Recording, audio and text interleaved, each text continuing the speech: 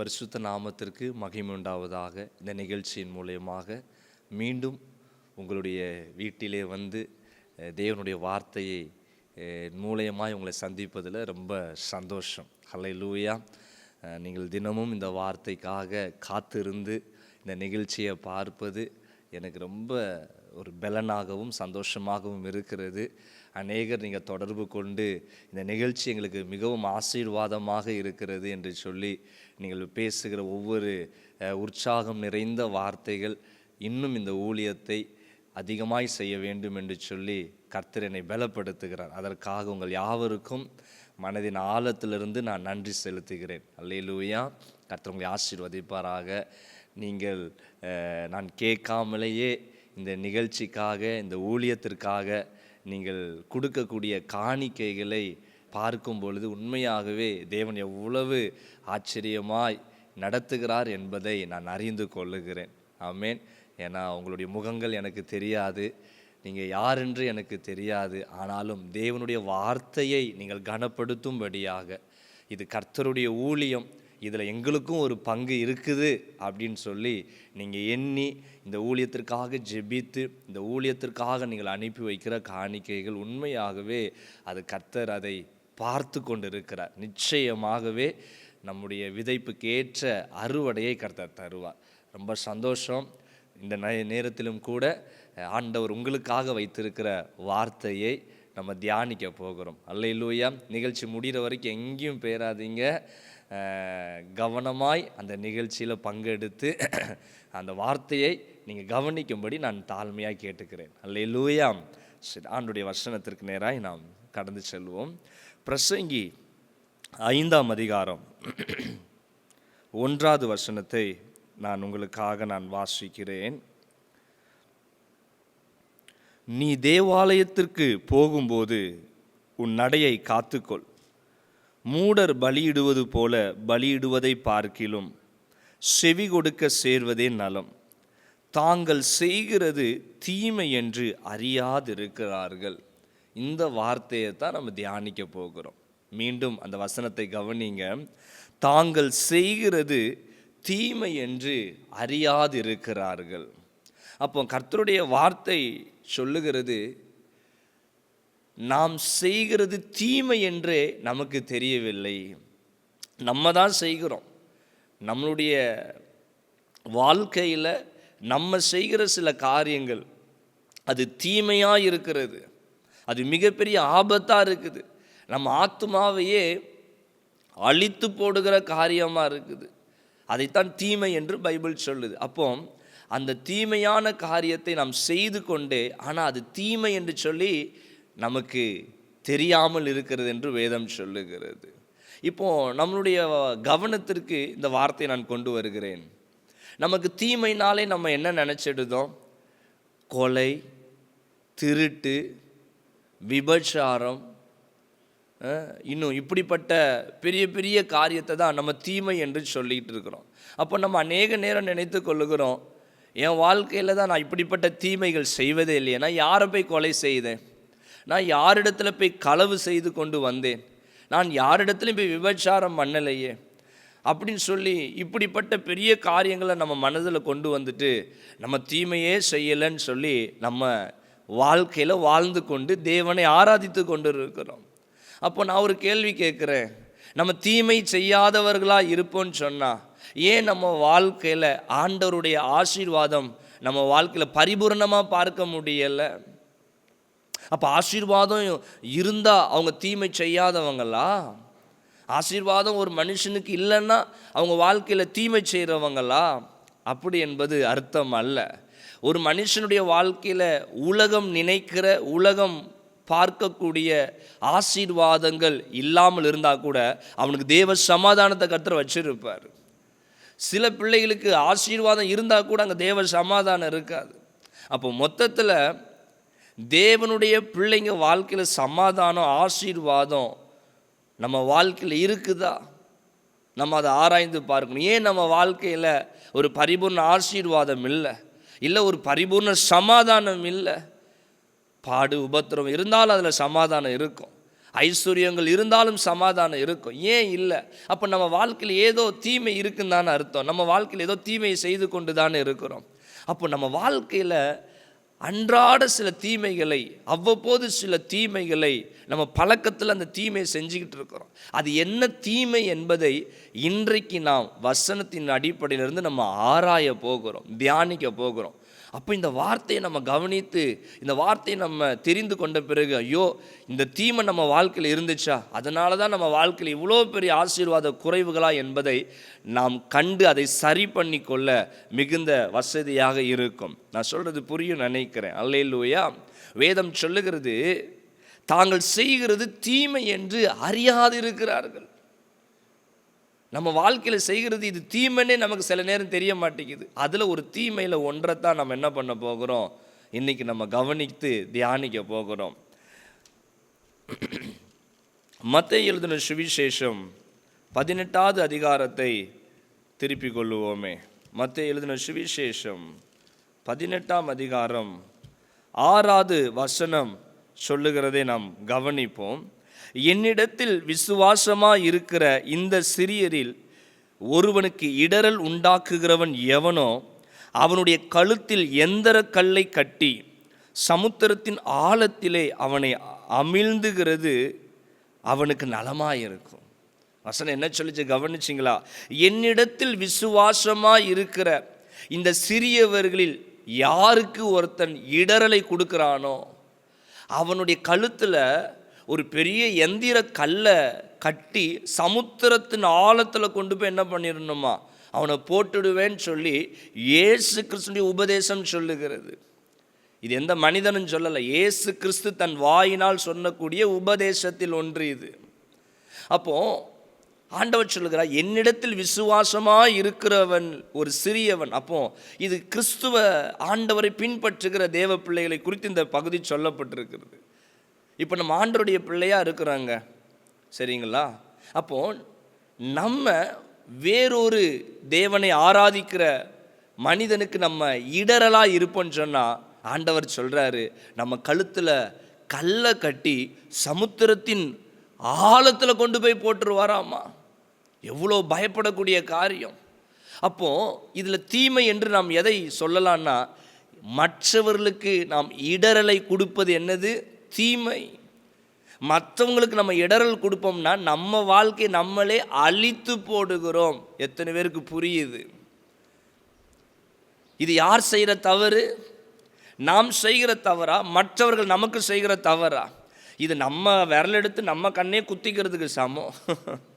மற்றவர்களுக்கு இடரலாக இருப்போன்னு சொன்னால் நம்ம கழுத்தில் நம்ம கல்லை கட்டி சமுத்திரத்தில் போடுகிறதற்கு ஏதுவாக இருக்கிறது என்று பைபிள் சொல்லுது. அப்போ நம்ம இந்த தீமையை குறித்து எவ்வளோ ஜாக்கிரதையாக இருக்கணும். அதனால தான் பிரசங்கி 5:1 சொல்லுகிறது, தாங்கள் செய்கிறது தீமை என்றே அறியாது இருக்கிறாங்க. அப்போ நம்ம வாழ்க்கையில் பிறருக்கு இடரலை கொடுப்போன்னு சொன்னால் அது எவ்வளோ பெரிய தீமை பாருங்களேன். இப்போ உதாரணத்துக்கு நம்ம ஒரு கிறிஸ்தவர்களாய் தேவனை பின்பற்றுகிற பிள்ளையாக இருக்கிறோம். நம்ம வீட்டுக்கு தேவனை அறிந்தவர்கள் யாரோ ஒருவர் வர்றாங்க. வரும்பொழுது நீங்கள் என்ன பண்ணுறீங்க, டிவியில் ஒரு சினிமாவையோ இல்லை ஒரு நாடகம் சீரியலையோ நீங்கள் பார்த்து கொண்டு இருக்கிறீங்க, இல்லைன்னா ஒரு நகைச்சுவையை பார்த்து கொண்டு இருக்கிறீங்க, ஏதோ ஒன்று டிவியில் உலக பிரகாரமான ஒரு நிகழ்ச்சியை பார்க்குறீங்க. அப்போ வேறு ஒரு நண்பர் தேவனை ஆராதிக்கிறவர் பார்க்குறாரு, நீங்கள் அதை பார்த்து கொண்டு இருக்கிறீங்க. நீங்கள் நினைக்கிறீங்க இந்த நகைச்சுவையில் என்ன பெரிய பாவம் இருக்க போகுது அப்படி நீங்கள் பார்க்குறீங்க. ஆனால் அவர் அந்த நிகழ்ச்சியை பார்க்குறார். அதில் அவர் பார்க்கும் பொழுது ஒருவரை ஒருவர் பரியாசம் பண்ணக்கூடிய சில காட்சிகள் அதில் வருகிறது. ஒருவருக்கொருவர் குறை சொல்லுகிற காட்சி, அவர்களை காயப்படுத்துகிறதை போல பரியாசம் பண்ணுகிறதை போல பார்த்துட்டு அவங்க மனசில் அது படுது.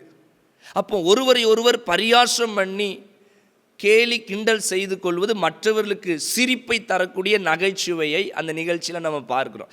இது அந்த மனுஷனுடைய சகோதரனுடைய உள்ளத்தை பாதிக்குது. அப்போ அவன் உள்ளத்தில் ஓஹோ, அப்போ பிறரை நம்ம கிண்டல் செய்து அது ஒரு நகைச்சுவையாக இருக்கும் போல இருக்குன்னு அப்படின்னு சொல்லி அவர்கள் எண்ணுவார்கள்னா, இல்லை ஒரு சினிமா பாடலோ இல்லை ஏதாவது ஒரு சீரியலோ அதில் வரக்கூடிய சில காட்சிகள் மனசு அவருக்கு பாதிக்கிறதா இருந்துச்சுன்னா, இப்போ அந்த சகோதரருக்கு யார் இடரலாக இருக்கிறா? அந்த சகோதரனுடைய பரிசுத்தம் கெட்டு போகிறதற்கு யார் இடரலாக இருக்கிறா? நீங்கள் இடரலாக இருப்பீங்க. நம்ம சொல்லுவோம் இதிலெல்லாம் பாவம் வந்துருமா, இதிலெல்லாம் அப்படி என்ன பெரிய ஒரு காரியம் வந்துடுது. அதை நல்லா ஆழமாக யோசித்து பாருங்கள், அதில் பாவம் இருக்குதா இல்லையான்னு நமக்கு தெரிய வரும்.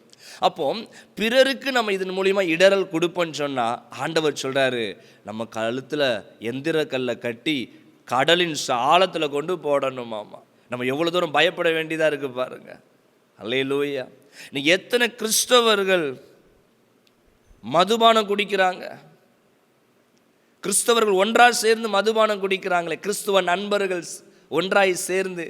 ஒருவன் அதில் அனுபவம் இல்லாதவனாக இருப்பான், இன்னொரு கிறிஸ்தவன் மதுபானம் குடிக்கிறது அவன் கேள்விப்பட்டு இல்லைன்னா அவனும் பார்த்து அவனுடைய இருதயம் கெட்டு போகுதுன்னா அப்போ மற்றவர்களுக்கு யார் இடரலாக இருக்கிறா?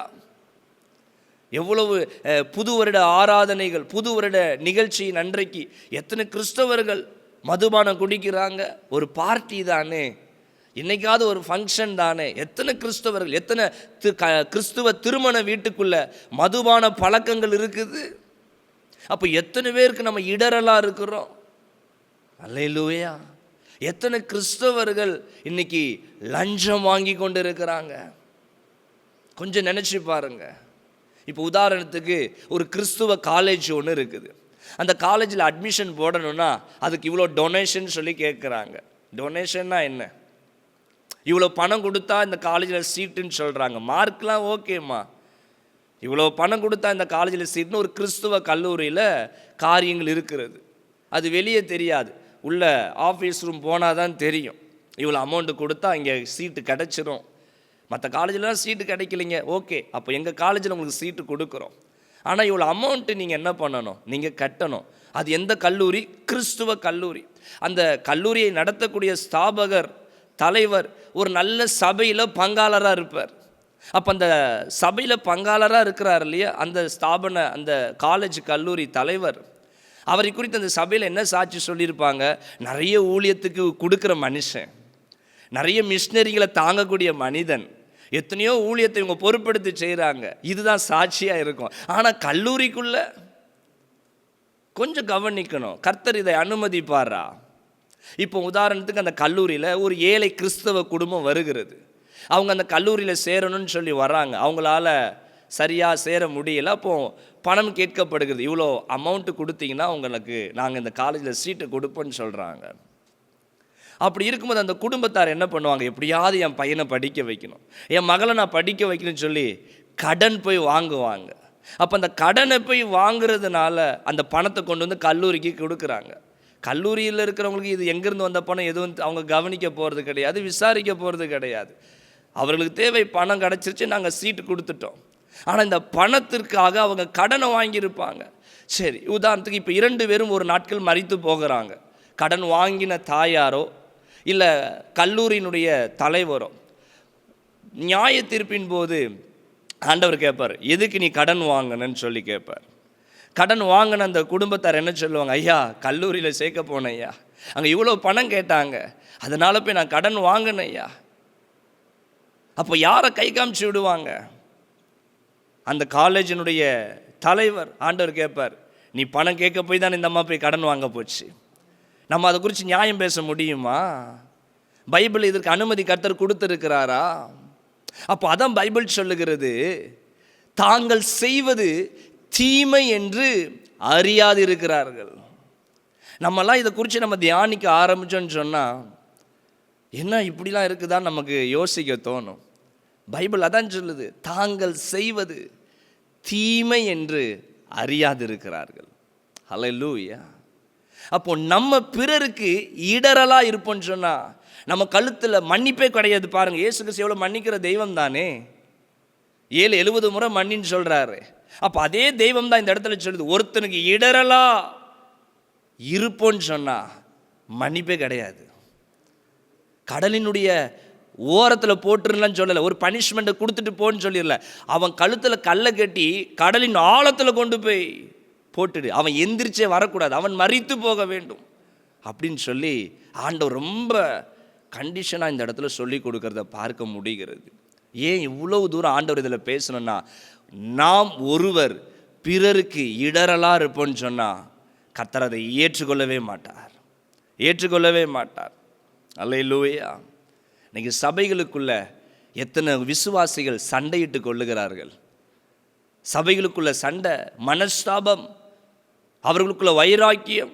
ஒரு சபைக்குள்ள ஒரு புதிய விசுவாசி வருது, அந்த விசுவாசி சபைக்குள்ள இருக்கிற பிரச்சனையை பார்க்குது, ஒருவருக்கு ஒருவர் சண்டையிட்டு திரும்பி கொள்ளுகிறாங்க, பேச மாட்டேங்கிறாங்க, ஒருவருக்குள்ள மனஸ்தாபம்.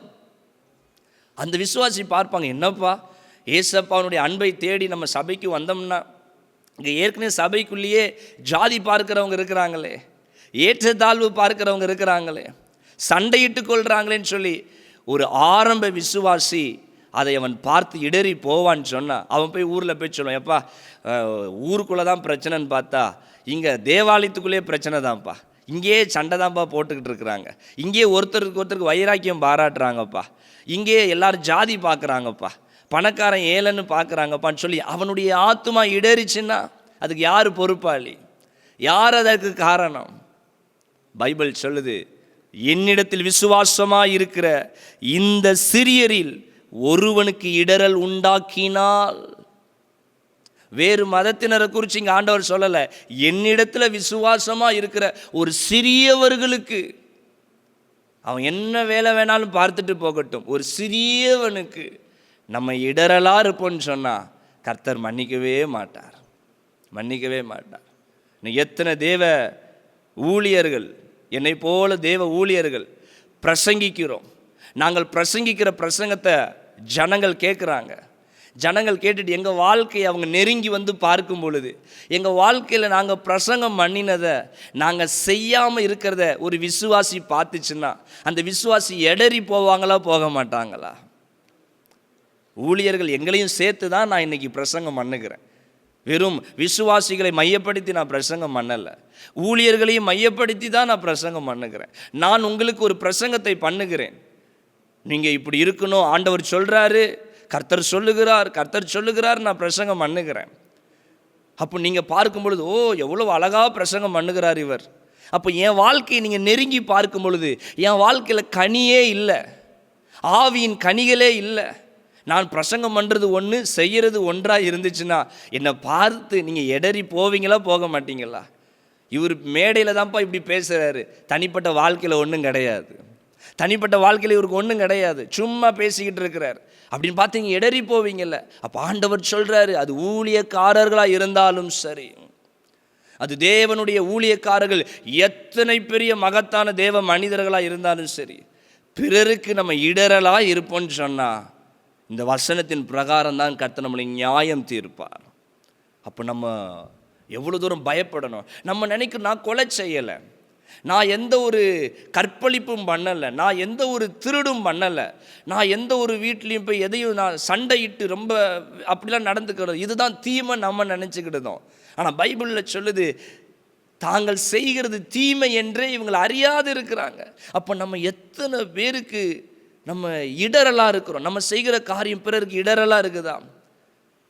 நீங்கள் பேசுகிற பேச்சு நடைமுறைகள் பிறருக்கு இடரலாக இருக்குதா? நீங்கள் வச்சிருக்கக்கூடிய உங்களுடைய வாழ்க்கையினுடைய முறைகள் பிறருக்கு இடரலாக இருக்குதா? அதை நம்ம ஆலோசித்து பார்க்கணுங்க. இதில் விதண்டாவாதம் நம்ம பேச வேண்டாம். அப்போது மற்றவங்களுக்கெல்லாம் பிடிச்ச மாதிரி நம்மளால் வாழ்க்கையை நடத்த முடியுமா? மற்றவர்களுக்கு பிடித்த மாதிரி வாழ்க்கையை நடத்த இந்த பைபிள் சொல்லி கொடுக்கவில்லை. வேதம் எப்படி சொல்லுகிறதோ, பரிசுத்த வேதாகமும் ஒரு மனிதன் எப்படி வாழ வேண்டும், அவன் எப்படி வாழக்கூடாது என்று சொல்லி கொடுக்கிறதோ அதன்படி அவன் வாழ வேண்டும், அவ்வளவுதான். மற்றவர்களுக்கு பிடிச்ச மாதிரிலாம் வாழ முடியாது, பைபிள் சொல்லுகிற பிரகாரம் வாழ முடியும். பரிசேயர்களுக்கு தான் பிடிச்சிச்சு, இந்த மாதிரி வாழுங்கன்னு சொன்னாங்க. இயேசு கிறிஸ்து அப்படியே வாழ்ந்தார், பிதாவின் சித்தத்தை செய்தார். அப்போ இந்த நிகழ்ச்சியை பார்த்து கொண்டிருக்கிற என் அன்பு தேவ பிள்ளையே, நம்ம பிறருக்கு இடரலை கொடுக்காதபடிக்கு நம்ம ரொம்ப ஜாக்கிரதையாக வாழணும். ஏன் நம்ம வாழ்க்கையில் ஆசீர்வாதம் இல்லை நம்ம நினைக்கிறோம்ல. நான் ஆலயத்துக்கு போகிறேன், நான் ஆண்டவருக்குரிய எல்லாத்துலேயும் நான் உண்மையாக இருக்கிறேன், கர்த்தரை தேடுகிறேன், ஆனால் ஏன் என் வாழ்க்கையில் ஆசீர்வாதம் இல்லை? ஏன் என் வாழ்க்கையில் சமாதானமே இல்லை? ஏன் என்னுடைய சம்பாத்தியங்கள் நான் சம்பாதித்து கொண்டு வருகிறேன் பொத்தலான பையில போட்டது மாதிரி ஊதப்பட்டு போகிறது? நம்ம நிறைய கேள்வி வச்சிருக்கிறோம்ல. காரணம் என்ன தெரியுமா? நம்ம வாழ்க்கையில் சில தீமைகள் இருக்குதுங்க. நம்ம வாழ்க்கையில் சில தீமைகள் இருக்குது. அதை நம்ம எப்படி கண்டுபிடிக்கணும்னா, இதோ இந்த பரிசுத்த வேதத்தை கொண்டு தான் கண்டுபிடிக்க முடியும். நீங்கள் ஒருவரோட பேசும்போது கண்டுபிடிக்க முடியாது, ஒருவரோட பழகும்போது கண்டுபிடிக்க முடியாது, உலகத்தில் எந்த புஸ்தகத்தை வாசித்தாலும் கண்டுபிடிக்க முடியாது. நம்ம வாழ்க்கையில் இருக்கிற தீமையை கண்டுபிடிக்க வேண்டும் என்று சொன்னால் பரிசுத்த வேதாகமத்தின்படி அதில் உற்று நோக்கும் பொழுது தான் நம்ம வாழ்க்கையில் இருக்கிற தீமை என்ன என்று சொல்லி நமக்கு தெரியும். நமக்கு தெரியும். தாங்கள் செய்கிறது தீமை என்று அறியாது இருக்கிறார்கள். அப்போ கொஞ்சம் நம்ம வாழ்க்கையை நம்ம யோசித்து பார்க்கணும். நம்ம வாழ்க்கையில் மற்றவங்களுக்கு நம்ம முன்மாதிரியாக இருக்கிறோமா, இல்லை இடரலை கொடுத்து கொண்டு இருக்கிறோமா? இன்னைக்கு சமூக வலைதளங்களில் அநேக ஊழியக்காரர்களை குறித்து பரியாசம் பண்ணி அவர்கள் செய்கிற தவறுகளை சுட்டி காண்பித்து இன்னைக்கு சமூக வலைதளங்களில் போட்டு கொண்டு இருக்கிறாங்க. இப்போ ஒருவர் செய்கிற தவறை வெளியரங்கமாக சமூக வலைதளங்களில் பேசுவது, பிரசங்கிப்பது, அவர்களை குறித்து என்னென்னமோ சொல்லி போடுகிறாங்க. அது உண்மை பொய் என்பதை குறித்து இப்போ நம்ம பேச போவதில்லை. ஆனால் இது ஒரு பொதுவான ஒரு சமூக வலைதளம் தானே. இதை ஒரு கிறிஸ்தவனும் பார்ப்பான், ஒரு வேறு மதத்தினரும் இதை பார்ப்பாங்களே. ஒரு ஆரம்ப விசுவாசி பார்ப்பாங்க. அவன் அப்போ தான் சர்ச்சுக்கு போயிருப்பான், அவன் அப்போ தான் ஆண்டவரை தேடி போயிருப்பான். ஊழியர்களை குறித்து ஊழியர்களே அதில் போட்டு அதில் பரியாசம் பண்ணி அதில் ஏளனம் பண்ணி அவங்க குறைகளை சுட்டி காண்பிக்கும் பொழுது இது பொய்யான தீர்க்கதரிசி, இவர் இப்படி அவர் அப்படின்னு சொல்லும் பொழுது ஒரு ஆரம்ப விசுவாசி அவன் எடறி போக செய்கிறானே. நல்லா வசனம் வாசிக்கிற பிள்ளைங்க, வசனத்தை ஆராய்கிற பிள்ளைகள் இடர மாட்டார்கள். அது 100% உண்மை. யோவான் ஸ்நானகன் சொல்லுகிறார், வருகிறவர் நீர்தானா, வேறொருவருக்காக நான் காத்திருக்க வேண்டுமா? அவருக்கு ஒரு வார்த்தை கேள்வி வருகிறது, ஐயோ என்னை சிறைச்சாலையில் வைத்திருக்கிறாங்களே, என் வாழ்க்கை என்னவாகும்? யோவான் ஸ்நானகனுக்கு ஒரு பயம் வருகிறது. யோவான் ஸ்நானகனுடைய சீஷனிடத்தில் யோவான் ஸ்நானகன் சொல்லி அனுப்புகிறார், இப்போ இயேசுவின் இடத்துல போய் சொல்லுப்பா, இந்த உலகத்தை ரட்சிக்க வந்தவர் நீர்தானா, இல்லை வேறொருவருக்காக நான் காத்திருக்க வேண்டுமா? அதற்கு இயேசு கிறிஸ்து சொன்ன பதில் என்ன தெரியுமா? என்னிடத்தில் இடரல் அடையாதிருக்கிறவன் எவனோ அவன் பாக்கியவான். இயேசு சொன்ன வார்த்தைங்க, கவனிக்கணும். என்னிடத்தில் இடரல் அடையாதிருக்கிறவன் எவனோ அவன் பாக்கியவான். அப்போ யோவான் ஸ்நானகன் அங்கே இடறி போகிற ஒரு சூழ்நிலைமை. அப்போ வேத வசனத்தை நன்கு ஆராய்ந்து அதை படித்து அதை பின்பற்றுகிற பிள்ளைகள் நிச்சயமாக இடர மாட்டாங்க. ஆனால் பைபிள் சொல்லுது, என்னிடத்தில் விசுவாசமாக இருக்கிற இந்த சிறியரில், அவன் அப்போ தான்ப்பா என் மேலே விசுவாசம் வச்சுட்டு புதுசாக வந்துக்கிட்டு இருக்கான். அவன் அந்த சமூக வலைதளத்தில் வரக்கூடிய அந்த வீடியோக்களை பார்க்கும் பொழுது அவனுக்குள்ளே ஒரு கேள்வி வரும்ல, இந்த ஊழியக்காரங்களாம் இப்படி இருக்கிறாங்களே. அடுத்த நேரம் அவன் சபைக்கு போயிட்டு ஒரு ஊழியக்காரர் பிரசங்கம் பண்ணும்பொழுது அவன் பார்க்கும்பொழுது அவன் உள்ளத்தில் என்ன தோணும்? அவன் உள்ளத்தில் என்ன தோணும்? எல்லாரும் இப்படி தான் இருப்பாங்க. இப்படி அவன் மனசுக்குள்ளே ஒரு விதை விழுந்துட்டுன்னா அதுக்கப்புறம் என்னதான் வார்த்தை பேசினாலும் அந்த விசுவாசியானவன் ஏற்றுக்கொள்ளுவானா? அதை கொஞ்சம் நம்ம யோசிக்கணுமே. இதை குறிச்செலாம் யோசிக்காம நம்ம நியாயம் பேசுகிறோம் என்று சொல்லிவிட்டு, சத்தியத்தை பேசுகிறோம் என்று சொல்லிவிட்டு சமூக வலைதளத்தில் பயன்படுத்தி என்னெல்லாமோ பேசியிருந்தோம். இதை குறித்து தவறா சரியா என்று நான் பேச விரும்பவில்லை. ஆனால் யாருக்காவது நம்ம இடரலாக இருந்திருப்போம்னா நியாயத்தீர்ப்பு நாள் ஒரு நாள் வருதுங்க. நியாயத்தீர்ப்பு நாள் ஒரு நாள் வருது. அதில் எல்லாரும் கணக்கு கொடுக்கணும். எல்லாரும், நானும் கணக்கு கொடுக்கணும், பார்த்து கொண்டு இருக்கிற ஒவ்வொருவரும் கணக்கு கொடுக்கணும். அப்போ ஆண்டவர் கேட்பார், உன்னால் இவன் இடரல் அடைஞ்சிருக்கிறான், நீ பேசின வார்த்தை கொண்டு இவங்க இடரல் அடைஞ்சிருக்கிறாங்க, இதுக்கு நீ என்ன செய்ய போகிறாய்? அதனால் அவன் விசுவாசத்தை விட்டே போயிட்டான். போதும்ப்பா, ஆலயத்துக்கும் போக வேண்டாம், எங்கேயும் போக வேண்டாம், எல்லாரும் பாவம் செஞ்சுக்கிட்டு இருக்கிறாங்க. இதற்கு யார் காரணம்? அல்லேலூயா. ஒரு குறையை கண்டுபிடிச்சா சபைக்குள்ளே பேசலாம், சபைக்குள்ளே பேசலாம். இப்படி ஒரு தவறை நாங்கள் பார்த்தோம் அருகாமையில் இருந்த ஒரு சபைகளிலே, இல்லைன்னா அந்த பெயரை சொல்லாமல், ஊழியருடைய பெயரை சொல்லாமல் இப்படி ஒரு தவறை நாங்கள் பார்த்தோம், விசுவாச பிள்ளைங்களே நீங்கள் எச்சரிக்கையாக இருங்க அப்படின்னு நம்ம சொல்லலாம். அப்போ நீங்கள் கேள்வி கேட்பீங்க, அப்போஸ்தலனாகிய பவுல் சிலருடைய பெயரை எழுதி சொல்லியிருக்கிறாரே, சிலருடைய பெயரை சொல்லி ஜாக்கிரதையாக இருங்கன்னு சொல்லியிருக்கிறாங்களே அப்படின்னு சொல்லிட்டு நம்ம வாக்குவாதமாக இதை பேசுவதற்காக அல்லைங்க. ஏதோ பவுல் ஒரு நாள் கணக்கு கொடுக்க தான் செய்வார். அல்லேலூயா. ஏன்பா இந்த பேரெல்லாம் சொன்னேன்னு சொல்லி பவுலுக்கிட்ட ஆண்டவர் கணக்கு கேட்பார். நம்மக்கிட்டையும் கணக்கு கேட்பார். அதனால் அப்படி இருந்துச்சே, நான் அப்படி சொல்கிறேனே. நம்ம ஒன்றும் பவுல் இல்லையே. ஹல்லேலூயா. அப்போ இதில் என்ன புரிந்து கொள்ளுகிறோம்? நம்ம யாருக்கு இடரலாக இருக்கக்கூடாது. நம்ம யாருக்கு இடரலாக இருக்கக்கூடாது. ஹல்லேலூயா. இந்த நிகழ்ச்சியை பார்க்குற பிள்ளைங்க பரிசுத்த ஆவியானவர் உங்களோட இடைப்பட்டு உணர்த்துவார் என்று சொல்லி நான் விசுவாசிக்கிறேன். நம்மளை சுற்றியும் ஜனங்கள் பார்த்து கொண்டு இருக்கிறாங்க. நம்மளை சுற்றிலும் ஒரு கூட்டம் நம்மளை கவனிச்சுக்கிட்டே இருக்குது. இவங்க என்ன பேசுகிறாங்க, இவங்க எப்படி தன் வாழ்க்கையை வாழ்ந்து கொண்டு இருக்கிறாங்க, இவங்க எப்படி ஆலயத்துக்கு போய் ஆராதிக்கிறாங்க அப்படி என்பதை நம்மளை கவனித்து கொண்டே இருக்கிறாங்க. அப்போ நம்ம எவ்வளோ ஜாக்கிரதையாக இருந்து நம்ம வாழ்க்கையை நடத்தணும். ஹல்லேலூயா. சொல்லிக்கொண்டு போனால் போய்கிட்டே இருக்கலாங்க. பைபிள் சொல்லுது, தாங்கள் செய்கிறது தீமை என்று அறியாது இருக்கிறார்கள். ஒரு காரியம் உங்ககிட்ட நான் கேட்குறேன்னே, எத்தனை கிறிஸ்துவ திருமண வீட்டுக்குள்ளே சண்டை வருது யோசிச்சு பாருங்க. எதுக்கு சண்டை வருது? இவங்க இவ்வளோ கொடுக்குறேன்னு சொன்னாங்க, ஆனால் கடைசி நேரத்தில் இவங்க கொடுக்கவே இல்லை, அதுக்காக சண்டை வருது.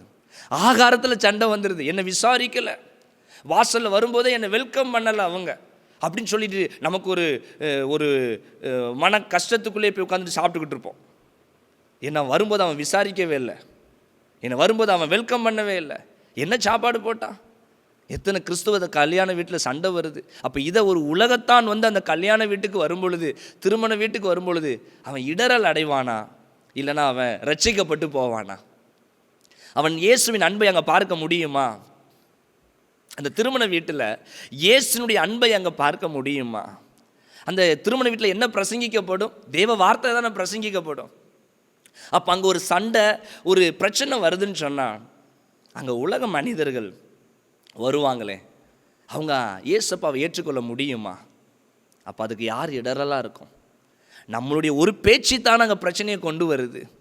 நம்மளுடைய விட்டு கொடுக்காத தன்மை தானே, நம்முடைய சகிப்பு தன்மை இல்லாததுனால தானே, நம்முடைய பொறுமை அங்கே குறைவுபட்டதுனால தானே அங்கே இவ்வளோ பெரிய பிரச்சனைக்கு காரணம். நல்லா யோசிச்சு பாருங்க, இந்த பிரச்சனைக்கு காரணம் என்ன? நம்ம பொறுமை இல்லாமல் இருந்திருப்போம், நிதானத்தை இழந்திருப்போம், அவசரப்பட்டு இருப்போம், கோபப்பட்டு இருப்போம். இது நிமித்தம் ஒரு பிரச்சனை. அப்போ பிறருக்கு இடரலாய் மாறுகிறதே, நம்ம என்ன செய்யலாம்? தாங்கள் செய்கிறது தீமை என்று அறியாதிருக்கிறார்கள். அல்லேலூயா. எனக்கு அன்பு தேவ பிள்ளையே, இந்த வார்த்தையை ஏன் இன்னைக்கு ஆண்டவர் பேச வச்சார்னு எனக்கு தெரியலை. ஆனால் இந்த நிகழ்ச்சியில் நான் இன்றைக்கி என்ன வார்த்தையை பேசணும் ஆண்டவர் என்று கேட்கும் பொழுது இந்த வார்த்தையை தான் எனக்கு ஞாபகப்படுத்தினார். என் பிள்ளைகளுக்கு இதை கற்றுக்கொடு, இவங்க வாழ்க்கையில் ஆசீர்வதிக்க வேண்டும் என்று நான் விரும்புகிறேன். ஆனால் இவங்க நினச்சிக்கிட்டு தாங்க நான் பெரிய பெரிய பாவம்தான் தீமை என்று சொல்லி, ஆனால் அன்றாட தான் வாழ்க்கையில் தீமைகள் செய்து கொண்டு இருக்கிறாங்க. அந்த தீமையில் ஒரு தீமை தான் பிறருக்கு இடரலாக இருக்கிற தீமை. நமக்கு தெரியவே இல்லை, நம்ம பேசுகிறது மற்றவங்களுக்கு இடரலாக இருக்குது, நம்ம வாழ்க்கையில் சில செய்கிற முறைமைகள் மற்றவங்களுக்கு இடரலாக இருக்குது. எத்தனை திருமண வீட்டு கல்யாண பத்திரிகையில், கிறிஸ்துவ பத்திரிகையில் நம்முடைய சமுதாயத்தினுடைய பெயரை நம்ம போடுகிறோம். அதை ஒரு இந்த உலகம் சொல்லுகிற பிரகாரம் ஒரு தாழ்ந்த வகுப்பினரை சேர்ந்தவர்கள் உலகத்தின் பார்வையில், சரிங்களா, தேவ பார்வையில் யாரும் தாழ்ந்தவன் உயர்ந்தவன் என்பது கிடையாது. இந்த உலகத்தின் பார்வையில் தாழ்ந்தவர்கள் என்று பார்க்கிற அந்த ஜனங்கள் அந்த கல்யாண இன்விடேஷனை பார்த்தா அதை படிக்கும்போது இன்னாருக்கு இன்னார் இந்த சமுதாயத்தினர் சேர்ந்தவர்னு சொல்லும் பொழுது அந்த வீட்டுக்குள்ளே வந்து அந்த கல்யாண வீட்டுக்குள்ளே வந்து சாப்பிட வரணும்ல, அவங்களோட உறவாட வரணும்ல, அது எவ்வளோ கஷ்டமாக இருக்கும், எவ்வளோ வேதனையாக இருக்கும். பைபிள் என்ன சொல்லுது? கிரேக்கன் ஒன்றும் இல்லை, யூதன் என்றும் ஒன்றும் இல்லை. ஹல்லேலூயா. எல்லாருக்கும் எல்லாருமா மாறணும். நம்ம ஏன் அதை அடையாளமிட்டு காட்டணுன்றேன்.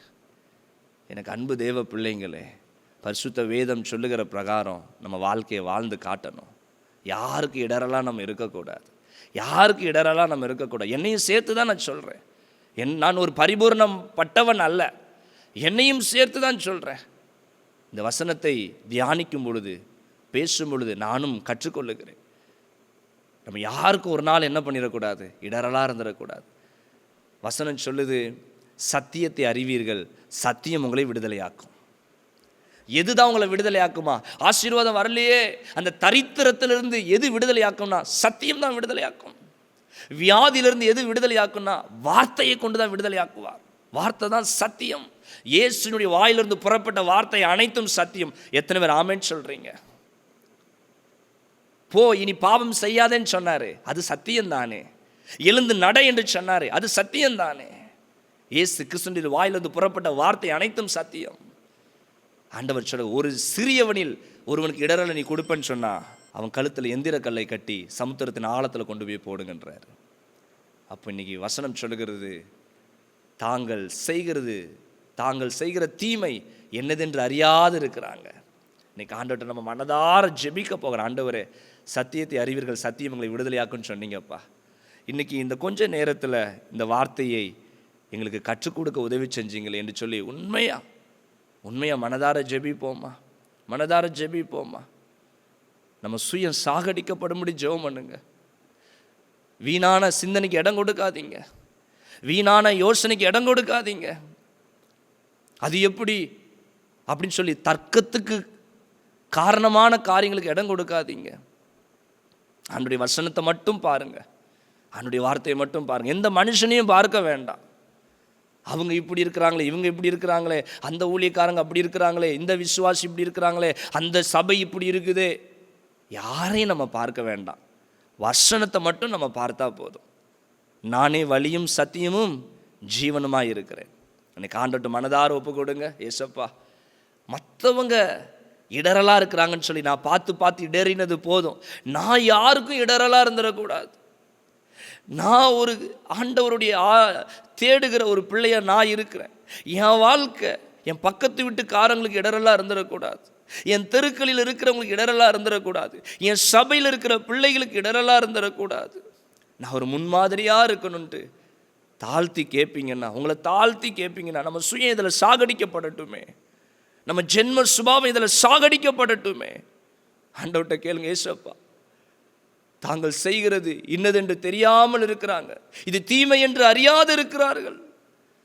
நாங்கள் இனி யாருக்கு இடரலாக இருக்கக்கூடாதுப்பா, நாங்கள் யாருக்கு இடரலாக இருக்கக்கூடாது. அன்புள்ள தகப்பனே, இந்த நிகழ்ச்சியின் மூலயமாக நீ சொன்ன வார்த்தையை ஒரு கழுதையை போல இந்த இடத்துல இருந்து நான் பிள்ளைகளுக்கு சொல்லி கொடுக்குறேன்ப்பா. நீங்கள் தான்ப்பா கிருபையை தருகிறீங்க. இந்த நிகழ்ச்சியின் வேலையில் யார் மனதின் ஆழத்திலிருந்து உண்மையாய் ஜெபிக்கிறாங்களோ அவங்க வாழ்க்கையில் ஒரு பெரிய விடுதலையை, ஒரு பெரிய அற்புதத்தை நீங்கள் இந்த ராத்திரியிலேயே செய்ய போகிறதற்காக ஸ்தோத்திரம். பல வருட தடைகள் எல்லாம் உடைக்கப்படட்டும், பல வருட சாபக்கட்டுகள் எல்லாம் உடைக்கப்படட்டும். சத்தியத்தை அறிவீர்கள், சத்தியமே உங்களை விடுதலையாக்கும் என்ற வசனத்தின் பிரகாரம் இந்த வார்த்தை இந்த பிள்ளைகளை ஆசீர்வாதத்துக்கு நேராக கொண்டு போகட்டும். ராஜா, எங்கள் ஜென்ம சுபாவமெல்லாம் சாகட்டும், எங்கள் சுயமெல்லாம் சாகட்டும். எங்களுக்குள்ள நீர் வாழ்ந்து கொண்டு இருப்பதற்காக நன்றி அப்பா, நன்றி ராஜா. இனி யாருக்கும் நாங்கள் இடரலாக இருக்காதபடிக்கு முன்மாதிரியாய் நாங்கள் வாழ எங்களை தாழ்த்தி ஒப்பு கொடுக்கிறோம். இந்த நிகழ்ச்சியை பார்த்த ஒவ்வொரு பிள்ளைங்களையும் ஆசீர்வதிங்க. இயேசு கிறிஸ்துவின் நாமத்தில் ஜெபிக்கிறோம் எங்கள் நல்ல பிதாவே. ஆமென், ஆமென், ஆமென். எனக்கு அன்பு தெய்வ பிள்ளைங்களே, இந்த நாளில் ஆண்டவர் உங்களோட பேசியிருப்பார் என்று சொன்னால் விசுவாசிக்கிறேன்.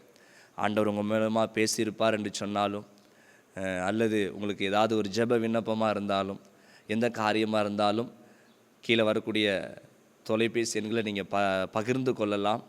என்னால் முடிந்தால் நான் உங்களோட நிச்சயம் பேசுவேன். உங்களுக்காக நான் எங்களுடைய ஜெபக்குழுவிலிருந்து நாங்கள் உங்களுக்காக ஜெபித்து கொள்ளுகிறோம். நானும் தனிப்பட்ட முறையில் உங்களுக்காக நான் ஜெபித்து கொள்ளுவேன். எனக்காகவும் ஊழியத்திற்காகவும் ஜெபித்து கொள்ளுங்க. கர்த்தர் நிச்சயமாய் உங்களை அவர் ஆசீர்வதிப்பார். மீண்டும் நாளை தினத்தில் நாம் சந்திப்போம். ஆமென், ஆமென், ஆமென்.